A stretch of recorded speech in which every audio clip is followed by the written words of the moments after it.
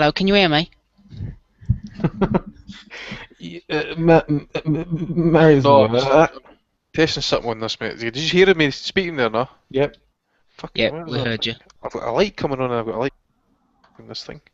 This is the first Google Hangout. Steve Wellings, Kurt Ward, Andy Patterson in the We're house. making history.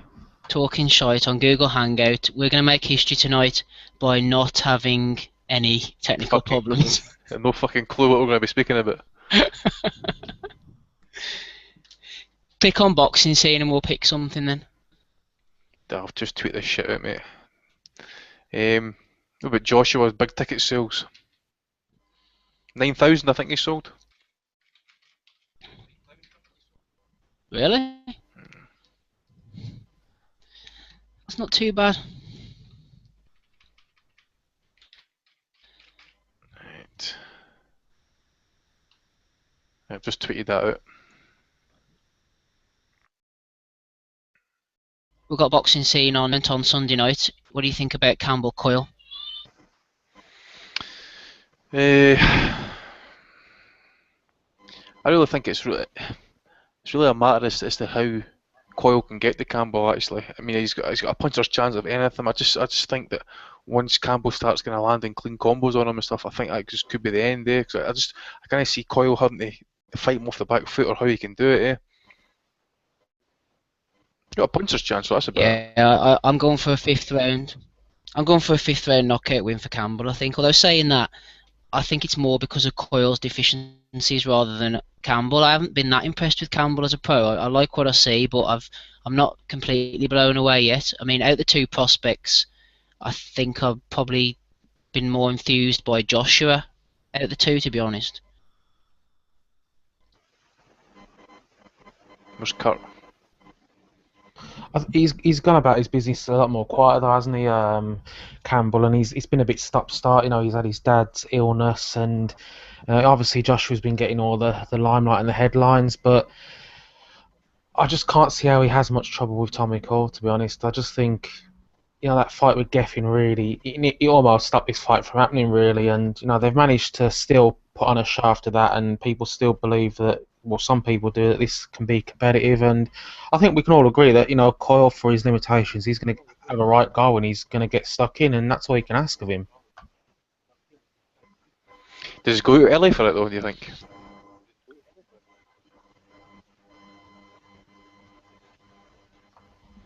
What I don't know if he will try to, but I think he's going to land big punches. That's the problem. Coyle's too open, isn't he? And I think it's just I'm not really sure how hard Campbell hits yet. I mean, he's looked against a lot of opposition. But as he steps up, I'm not too sure, to be honest. We've not seen much of him, but we know how talented he is. There is a Yeah, nagging I'm not doubt about me though. There's just a wee nagging doubt that sure. I just don't think it might be all that. Actually, I don't know. I really don't know what it is. I don't know if it's just his style, his southpaw style. I really don't know what it is, but there's just nagging there about Campbell. That just it's something in his style I just don't seem to like. Yeah, I'm not sure that he's a massive puncher. I think he's more of an accurate, sharp puncher. He's more of a Yeah, skillful guy. But I think he's had quite a few out of the ring issues as well, so that might have been playing on his mind. Once he gets a clear run at it, he might improve. I uh, mean, obviously from the amateurs, there's definitely something there. I do agree with the fact though is that this he could have had this fight last year really if all permitting rather than the guys that he did fight. We'd probably like to have seen this fight maybe sooner and then get him back on, I don't know, what, European level or whatever. I mean, I didn't see him fighting the likes of Crawley anytime soon. I mean, who else is who's at British level just now for a lightweight? I think Gary Sykes is fighting. Who's he fighting with the British? I think he's a bit lightweight just now. Give me a second. I seen him on Facebook the other day there.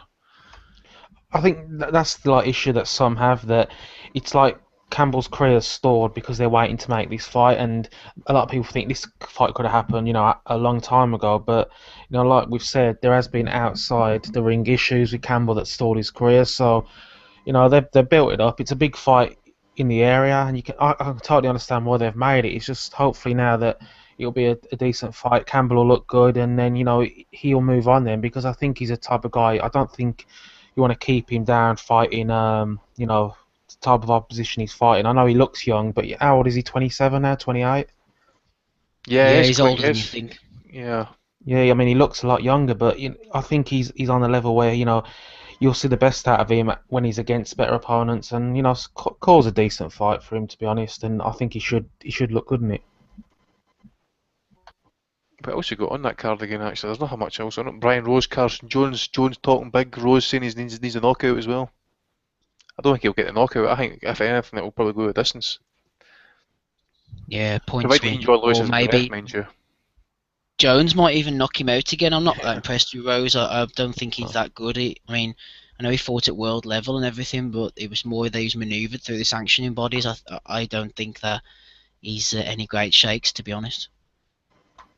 And Jones can obviously clearly, hurt him as well. That's the biggest issue. So we know what Jones is about. I mean, Rose is decent enough. He's not world level, obviously, but if he stuck to his boxing, he should win the fight on points, I think. But I think he's just liable to make mistakes, and he's a bit open. And I think going into that first fight was Jones, who's a welterweight, and I know he's fought at bigger weights, but in his biggest fights, he likes to be a welterweight.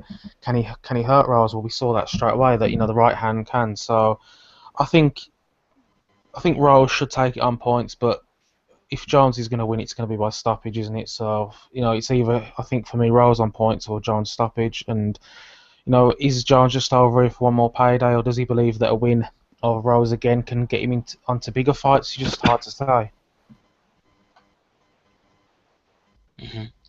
Your man's on Andy as well, Ricky Burns. I see that.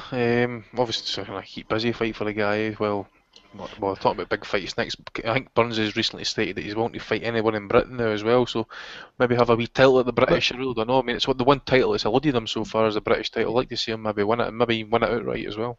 Andy, you're a big Burns fan. What do you make of Eddie Hearn? Speaking about Mitchell, didn't he say Kevin Mitchell and Crawler, or Crawler and Luke Campbell? They're the biggest stars in the lightweight. He said something like that, didn't he? And didn't really. And people went at him saying, what about Ricky Burns? He's still, after his last performance, still has something left, obviously. It's pretty shocking, actually. I mean, you think about it.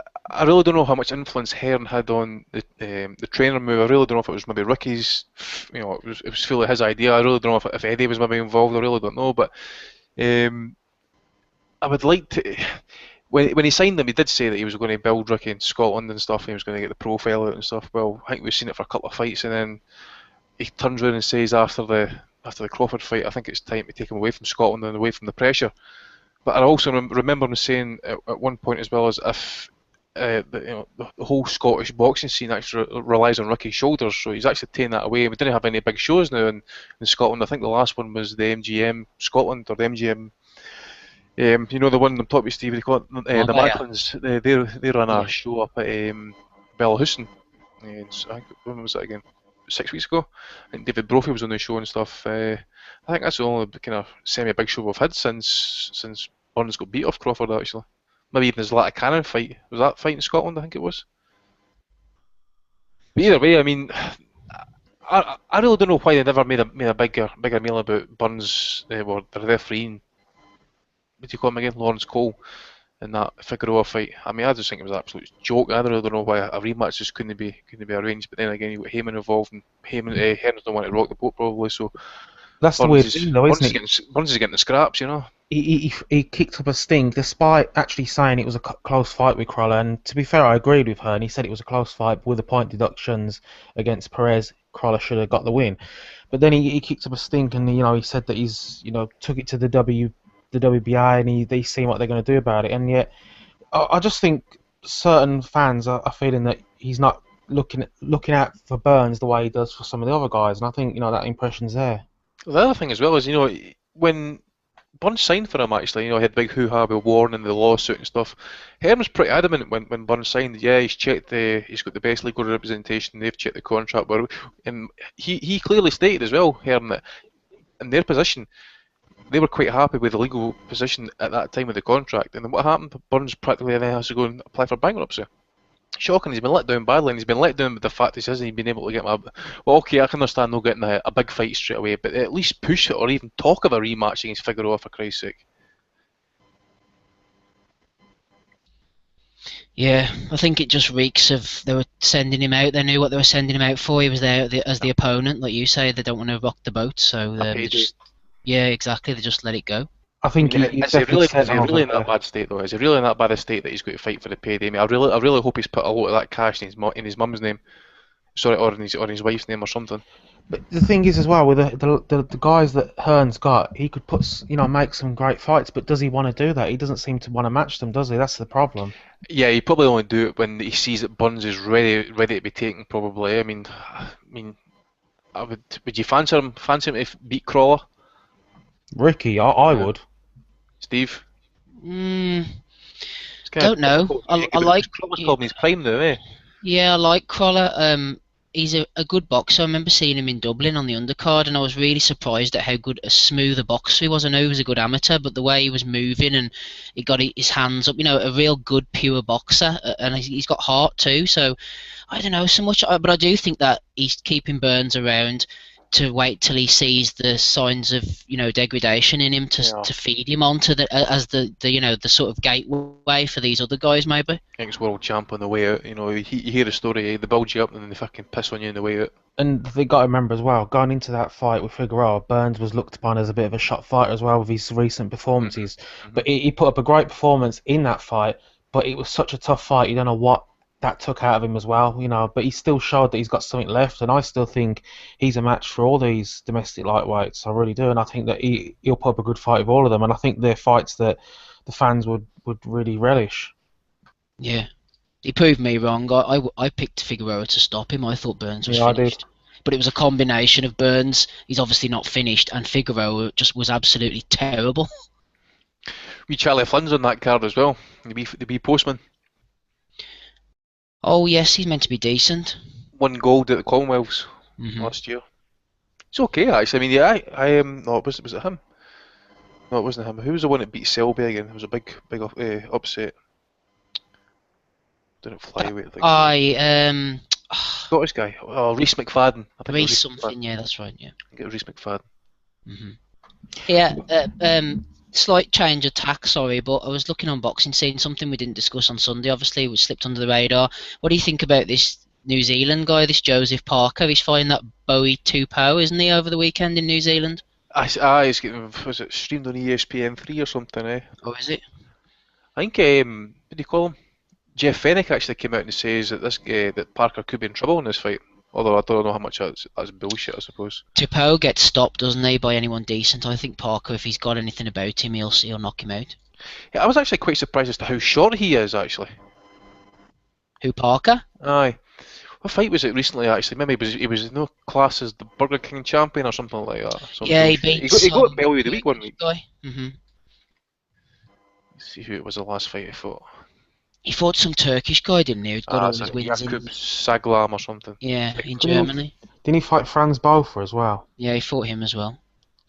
Yeah, he's quietly moved himself up there, and if you compare him to, I mean, we don't know in his own country, but comparing him to Anthony Joshua, who's getting a lot of hype. I mean, he's been going a bit under the radar. I mean, people are speaking about him, but not many really. That he's just looked upon as a prospect right now, and I think there's not a lot of pressure on his shoulders, to be honest, at the moment. He beat Brian Minto, which I think he's been around a couple of decent fighters. Sherman Williams, I mean, he must be like, what, 50 now? I mean, they actually went the distance with him, and not many people actually stopped Sherman Williams. He's a big guy, isn't he, Williams? Aye. The tank. The tank. But I don't know. I mean, we'll wait and see, I suppose. But that Tupou was supposed to be a bit of a prospect at one point. I think Don King signed him. Let me see, who's this guy? He's a fair unit of the size of him, eh? 6'2". What do you make another bit of news in the last few days? Amir Khan saying that apparently Pacquiao wants to fight him in Dubai. I was talking about this on the forum actually. I mean, think about it, right? Can you imagine him cherry picking, just cherry pick a prime Ricky Hatton? He would push his shit so far up his arse, by the way, wouldn't even know what day of the week it was. Inside, he would actually introvert his bollocks. Khan would get wasted off Ricky Hatton. I do mean that. And Pacquiao, oh fucking hell, he's at it.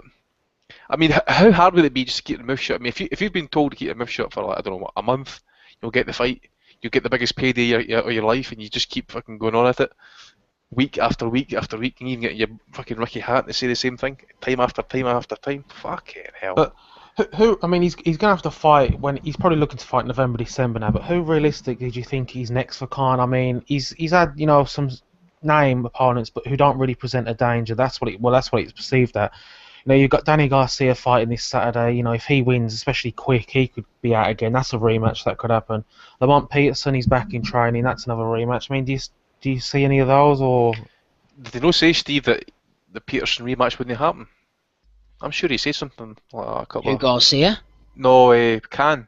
Oh, Khan. I don't know. I thought it was going to happen at one point, but it seems I don't think it will now. But I mean, I would watch that. I suppose. The thing is with Peterson, though, there's so much surrounding him. With all the problems, you never know. I don't know. Be careful what I say, but yeah, I wouldn't mind seeing a Peterson Khan rematch. But if Amir doesn't want to take it, then doesn't want to take it. What about a Madonna rematch? Although, what sort of condition is Fucking Madonna God. in at the moment? That need to be a heavyweight, mate. I mean, I would love to see the Sean Porter fight, if anything, in that division. I mean, Cloner's not going to present any problems for him. I really don't think. I mean, unless he lands a Hail Mary punch, I think if anything, Sean Porter. Yeah, Yeah, I think Khan needs a guy who he's going to present a challenge, and people who think, oh, this is a dangerous fight that if he switches off, or someone like a Garcia, you might say, what, he's gone downhill since, but we all know that, he could turn his lights out. Thurman obviously could. Sean Porter is relentless, and obviously he can punch as well a bit. So, I think one of those fights will definitely get the fans more on his side. But if he fights another guy, like a Devin Alexander, who, yeah, he's a name, but I think it's time to see him challenged again now. I think, by someone who we know that if Khan switches off just for a second, he could be in serious trouble. mm. I mean, I think he's recently stated as well that there's been some sort of dialogue with the Pacquiao camp and stuff. So if he's insinuating there that there wouldn't be a problem, with, the Heyman side and the top rank side and stuff, then I want to see him in with fucking Bradley. If he's going to fight Porter, then put him in with Bradley. Yeah, that's a fight that should have happened a long time Years ago, ago, mate. eh? Yeah, Thought. that'd be a really good fight, but I just can't see it happening. I mean, I just can't. Pacquiao fight, I just think that's all it is, hot air, to be honest. And I mean, if when Pacquiao comes back, I still maintain they're going to look to make the Mayweather rematch. That's what I think, and they're going to cash out and probably go then. But I think Khan, like I said, he needs a. There's no excuse really because Heyman, if Heyman has got all these welterweights. It's he needs to make a good fight now. He can't be putting these guys in with he's like Hearn. He needs to put his guys together if they can't get a big world title fight or whatever. Just the politics, isn't it, man? The politics. I know it's always been a problem with boxing, and we all moan about it, but it's really getting me down like with boxing at the moment. Piss, yeah. I mean, I sort of just, you go on the forums and Twitter and all this sort of shit, man. That's all you seem to kind of really read about. You didn't really read about fights and stuff. I mean, whatever happened to the good old days, and you just get like Emmanuel Stewart and fucking Mike Trainer to fly into an airport, and break up a mega fight deal within 30 minutes, shake hands, and go back on the same plane that you arrived in. How fucking great would it be if you just get back to them days? I think that's a good point. I mean, as fans, I think you spend more time now talking about the TV deals, the TV networks, the politics, the negotiations, and all the other stuff than the actual fights now. Because, to be honest, that takes up so much of the bullshit now. To be honest. I see when we started this podcast actually at one point. I remember when Matty was still hosting. Fucking, we be doing the same thing. We would always try to discuss, what fights could happen and stuff, and always would come up with a fucking fighter, and then someone would need to correct someone else and say, "Austin, that's a Heyman fighter, Golden Boy. It's not going to happen." That type of shit. Exactly. That's all we spent the first year about when we started this podcast. We just couldn't remember who was with who and what fights would never happen. We're even That's the further away. thing. We're still That's the further away thing. from the big fights. I mean, it would be great if we could just say, oh, Kovalev and Stevenson, when that fight happens, but it won't happen. So it's just the pool is like, shallow in certain divisions, and first to even talk about a fight is like talking about a fantasy fight, really, because you have to decide, can the fight be made?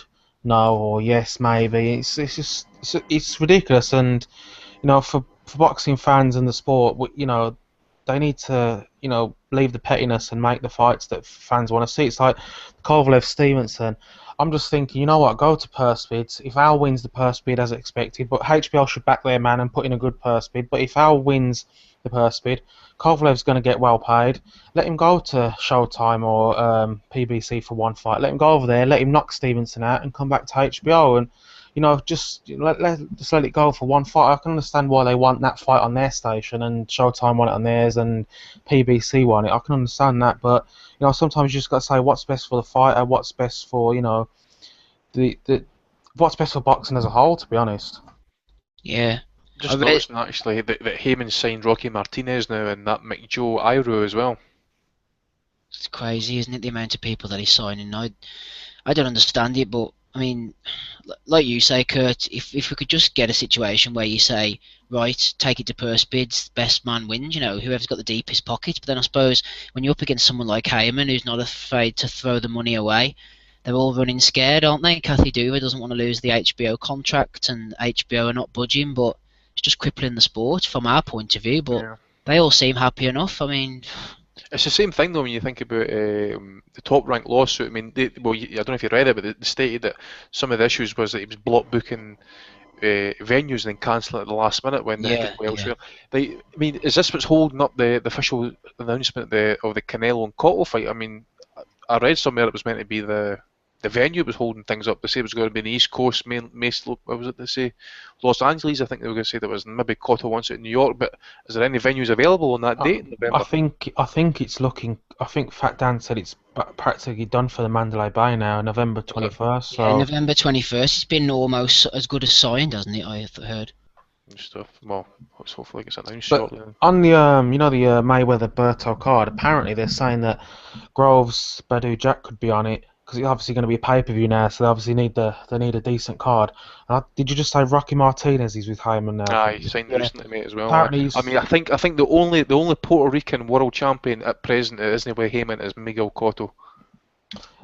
Well, I think Groves Badu Jack is on. Looks like it could be on the card, and also Rocky Martinez Salido the rematch. But Was that what card? on Mayweather Berto, I read something recently that the fight was off that card actually. Groves against Jack. I think I think they took it off because Mayweather was still thinking it was going to be. Well, they were still talking about free TV, but now it looks like. Well, I mean, it hasn't been officially announced yet, but now it's looking like pay per view. They need. But it just depends if it goes back out to purse bids and sale and win the bid. I mean, it just There was depends. there was something earlier this month, mate, that says that the fight was getting pushed to August. It's just a weird one, Let's but. see what it says here. Floyd Mayweather it says here, I think it was Mauricio Suleiman that said it actually. He says he was expecting the initial date of Saturday, August 22nd, to be confirmed, having spoken to the promoters. From what I know, the promoter of Badou Jack, which is Mayweather Promotions, is August 22nd in Las Vegas. I believe they exchanged contracts and are into visas, so I do not think that this is about to change right now. So it's looking like the 22nd of August. That was the 9th of July, I think I read that. You just have to wait to see. I mean, he hasn't even announced it, which is just strange to me that they're saying that it's going to be pay per view and what is it, 6, 7 weeks away and still no announcement? I mean, it's bizarre, I think. I mean, surely they must have told, or they must know who the opponent is. I mean, surely you can't allow a guy going against, Mayweather. I mean, how long's it his next fight? 6 weeks? 8 weeks? Yeah, September 12th. Yeah, we're almost in August now. 5, 6 weeks training camp for that fight. I mean, surely the guy who's fighting must know about it. He must be in training just now. And I think when he fought Canelo at this time September, he announced that in June. So, but obviously that's a much bigger fight. But it just seems weird that he's fighting Berto, which is bad enough, but sticking it on. I think a lot of the Mayweather fans they had this little excuse. Oh well, he's giving us free fight, so we got to be thankful. He's giving us a little present. But now they can't even say that he's fighting. To me, it's just like him sticking his finger up to everyone and saying, "I'm Mayweather. I do what I want, and you'll eat the shit that I give you." To be honest. I think Rocco was wanting on me, yeah, but Adam at the call. Um, I'm not sure how to do it on this. He needs to. I need to add him on the Google thing. I won't be able to Uh, now. I don't think. I'll have to add him on for future episodes. Alright, no worries. Steve needs to go, mate. Yeah, well, at least we got it all working, and the fans can listen to it anyway. It'll be uploaded straight away, so No. and they can see our lovely little pictures of whatever we've got on screen. I'll need to get mine changed. So I just better plug out the show for Sunday then, mate. Yeah, well, we'll be back on as usual on Sunday, 8 o'clock. We'll be discussing the Malignaggi Garcia fight. I mean, that's not a fight I'm looking forward to be honest. But Yeah, I suppose I need to tune in anyway. I mean, apart from that, Saturday, Sunday. I mean, I'm going to football on Sunday afternoon anyway, so I'll catch that when I get back. But I'm sure there'll be a few fans will send in their Twitter questions, and I'm sure. Well, there'll definitely be some value of the week. So I'm positive of that. And you see, that's what I was going to mention. You see that he's claiming that he's been approached to face Pacquiao in Dubai. This Dubai story again, mate. Fucking hell. yeah, the more that the thing is, you can see why they fights would happen there because it's obviously so rich. But the more they talk about it and nothing happens, you just think, well, why isn't it happening? There's got to be a reason for it. It's like Aaron when he's talking about his super stadium in Vegas and it never happened. I mean, until I see a fight there, a big fight there, or a name there, I just think it's just all talk. But with the money that's around there, you can see why they'd want the big fights. But maybe they're just aiming a bit too high. Maybe other fighters are waiting to see how other fights get on there. Maybe they should aim a bit lower and get a name over there, not aim for Pacquiao or Mayweather or someone like that, and just go a bit lower and see how it's. Well, he was meant to fight Devin Alexander out there at one point, and it never happened. I mean, who really wants? I mean, whenever we spoke to Clarence Tillman, he says, it was a shit experience. So, why would anybody want to risk it out there? I mean, Dubai. I mean, if you do anything wrong, you get treated like fucking shit. Don't pay your taxes, you get put in jail until someone can pay your bond. Yeah. That's what I was going to say. Maybe on the pod, or the future pods, we'll do one of those like historical things or like a fight we can look back on, like a Yeah, big fight or great fight. well, I know you got the Salvador Sanchez thing yeah, coming up, which would be good. I want to get that one going because I think we've got a really quiet week. I think it's the second week in August. I think it is. Is it 12th? Yeah. I think it's that weekend, maybe. Aye, Salvador Sanchez. I mean, all-time great. Could be in the all-time great top 10 at least if he'd lived and fought some of the names that he could have fought actually. So really Yeah, looking forward to discussing that one. yeah. I mean, with the Canelo cut-off fight, I mean that's the rivalry Mexico Puerto Rico. I mean that Sanchez Gomez fight. I mean that was just It was really unlike Sanchez to basically start that quick, but obviously Gomez was the kind of guy that he was always an aggressive fighter. I tell you one thing about Gomez, he was a dirty wee bastard as well.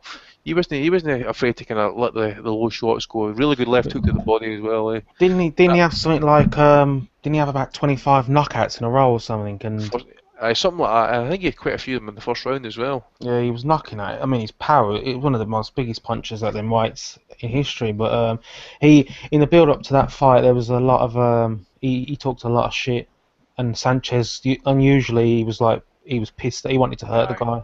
He wanted to fucking decimate him. Really did. So I don't want to speak too much about it on here the now, Yeah. because obviously we'll kind of get it away. But if anybody's listening anyway, just tune into Gomez against Lupe Pintor, or go and watch his fight against what do you call him, Carlos Serrata. That was fucking brutal. That fight, absolute brutality, unbelievable He fight. ended up a freeweight world champion, didn't he, Yeah. Gomez? But he was at featherweight, and it was too much for him. But he still had the power there, but he was a bit too small. But yeah, I mean, he was a really good bantamweight 118 champion, and obviously he stepped up to. No, I'm thinking about Zarata. Who am I talking about? I think yeah, he was super bantam. He moved up to featherweight and lost to Sanchez, but he won a title there, and then he moved up again, which was just too much. featherweight. Has he got? That's what it is. He went to featherweight and he fought someone else. That was a kind of evil knockout as well. I mean, some of these knockouts, apart from the Alfredo Lane fight, the Nelson fight, he really did give it his bollocks in that fight. He just didn't have enough in the end, and Nelson just beat him down. Yeah. Yeah, well, we'll hopefully bring out more of these videos and stick to, if the fans like it, stick to hangouts for them. They instantly upload, so no waiting around, and we'll meet everyone again on Sunday for the podcast. One of the best lads. Steve gone, yeah. Steve's gone, mate. Aye. Alright then, yeah. So everyone who listens live or listens later, thanks for listening, and check out Sunday's podcast. Thanks. See you again. Cheers, lads.